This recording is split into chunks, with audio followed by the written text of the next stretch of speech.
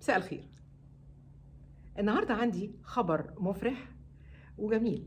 الحمد لله أخيرا خبر مفرح بإصدار قانون جديد. آه بس بقى ده محزن قوي القانون لتجار العملة، لأنه فيه آه غرامة كبيرة جدا بتعد بال10 مليون جنيه، وغرامة وحبس 5 سنين قانون ضخم حلو، مفزع لأي تاجر عملة يفكر إن هو يتاجر في العملة ويرفع الأسعار مرة أخرى.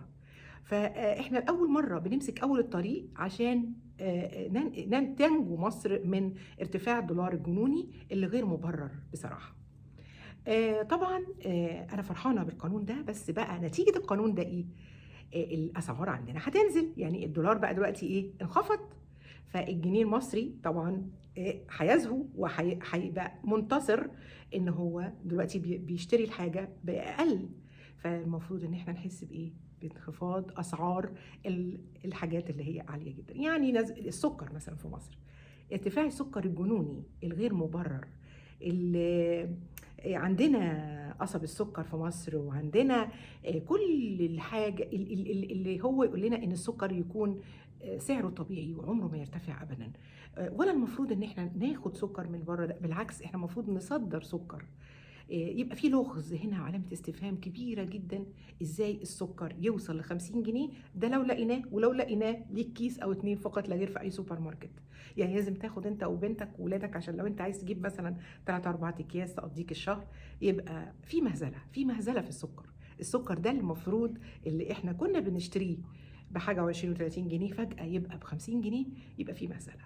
ارتفاع الجنوني للسكر ده دليل ان في حاجه غير مبرره بتحصل، ولازم يحطوا ايدكم عليها، لانها طبعا حاجه بشعه والناس كلها زعلانه. وانتوا عارفين السكر في مصر، احنا من غير سكر في مصر ما نعيش.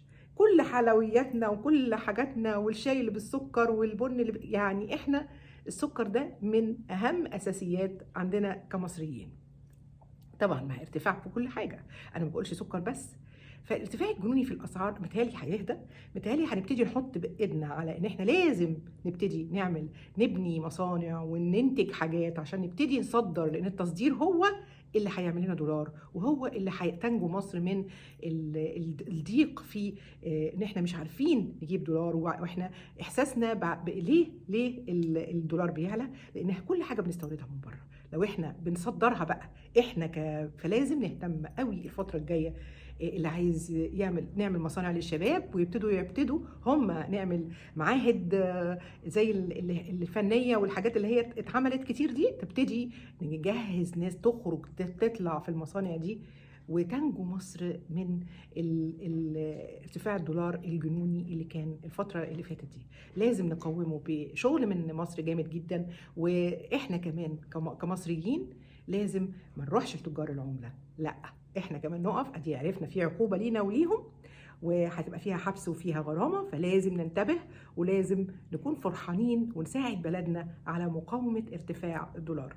يا رب اكون النهارده فرحتكم، ودايما بقول لكم اخبار مش حلوه، النهارده اقول لكم خبر حلو، ويكون ان شاء الله ميزه لمصر وتقدم، واشوف وشكم على خير. وان شاء الله الفيديو الجاي اجيب لكم برضو خبر حلو وجميل. والسلام عليكم.